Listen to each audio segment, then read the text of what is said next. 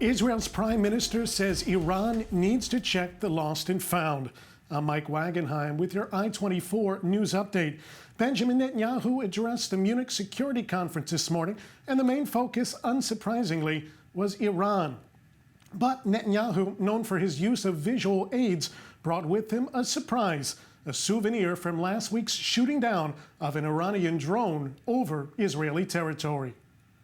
Here's a piece of that Iranian drone, or what's left of it after we shot it down. I brought it here so you can see it for yourself.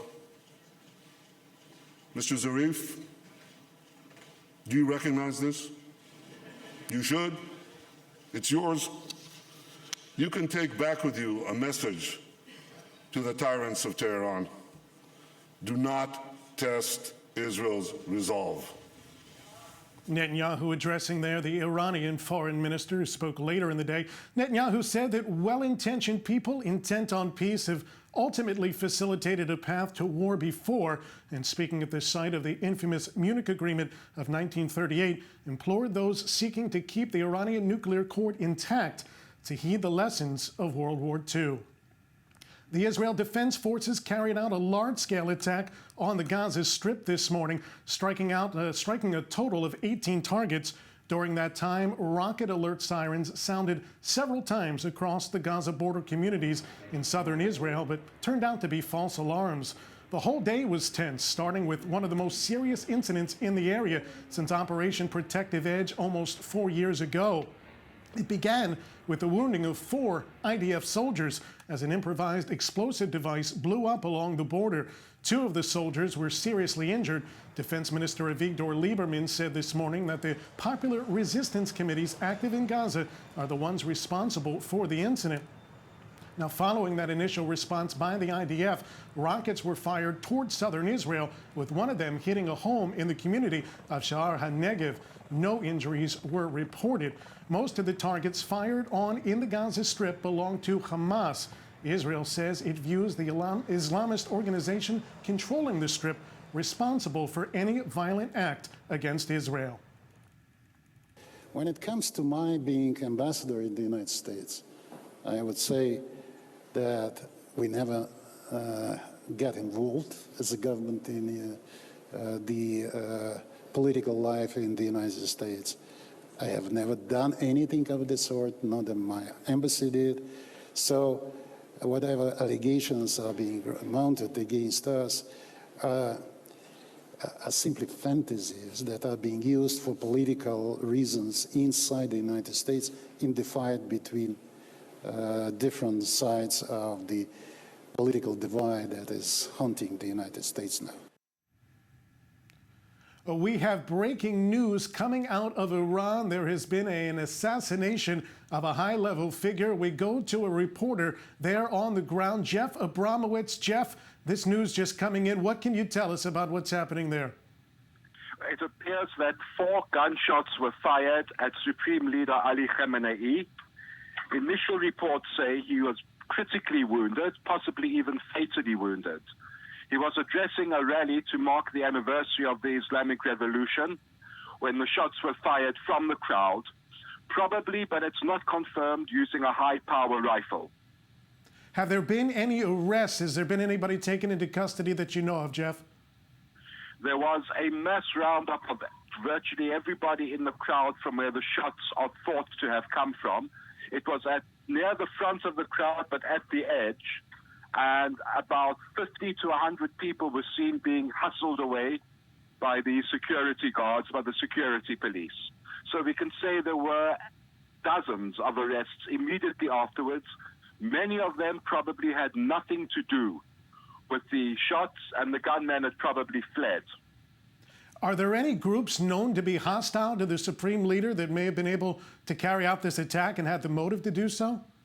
Well, the motive, there have been revolutions. There is a lot and a growing discontent in Iran against the revolution, against the hardliners, of whom Khamenei is the spokesman and the figurehead. There's no shortage of people who would do it. The people who could do it, that is another question.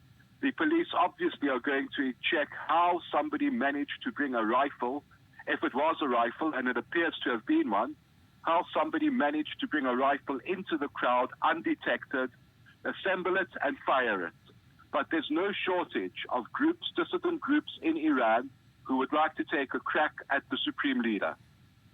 Thank you so much for that report, Jeff, and keep us posted here as things develop. Again, breaking news coming out of Iran, something that could rock the region and the world. Shots fired at the supreme leader of Iran. He has been taken to a hospital, multiple arrests, and of course, we will have details for you as they become available.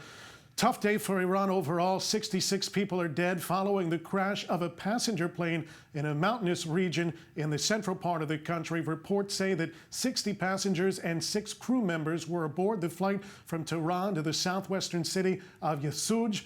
Bad weather and mountainous terrain prevented emergency personnel from reaching the site of the crash. No cause for the disaster has been determined yet. Now, the numbers keep getting higher, and so do the stakes for Benjamin Netanyahu. Days after Israeli police announced recommendations to indict the prime minister in corruption cases known as 1000 and 2000, there are new developments today in the case dubbed 4000. The scandal involves the Israeli communications behemoth Bezik. 2 of the company's senior officials, as well as 2 people reported to be close associates of Netanyahu, were arrested. The case revolves around businessman Shaul Elovitch, who owns Bezik, as well as the Walla internet news portal. Police reportedly suspect Netanyahu, in his former role as communications minister, advanced measures to benefit Elovitch in return for favorable coverage on Walla. Sources close to Netanyahu say this is just another allegation that will ultimately shown to be false. An Islamic terror cell planned an assassination of Israel's defense minister. That's a claim of Israel's internal security service, the Shin Bet. They've made it public today that in recent weeks, a cell called Palestinian Islamic Jihad operated in the Bethlehem area to execute shooting attacks on Jewish settlers and IDF forces in the Gush Etzion region of the West Bank, while another squad led by these 2 men on your screen planned to detonate explosives along the travel route of Israeli Defense Minister Avigdor Lieberman. 6 activists were arrested, including the 2 alleged leaders, 25-year-old Bethlehem resident Awad al-Askara and 32-year-old Mohammed Askara of Nablus. Both are former Israeli security prisoners. The Shin Bet says the 2 tried to acquire funding for their operation from Gaza-based terror organizations to target Lieberman, who lives in a Bethlehem area settlement. A high-level delegation from North Korea invited South Korean President Moon Jae-in to Pyongyang for talks with his North Korean counterpart. The call came as the delegation from the North visited the South for the opening ceremony of the Winter Olympics. Moon said on Saturday it is still too early to speak about a summit, but the invite could be seen as another sign of the potential to de-escalate tensions in the Korean peninsula following months of heated rhetoric after North Korea's ballistic missile test, I should say. Be sure to check out i24news.tv and all of our social sites for the latest breaking news. I'm Mike Wagenheim with your I-24 News Update.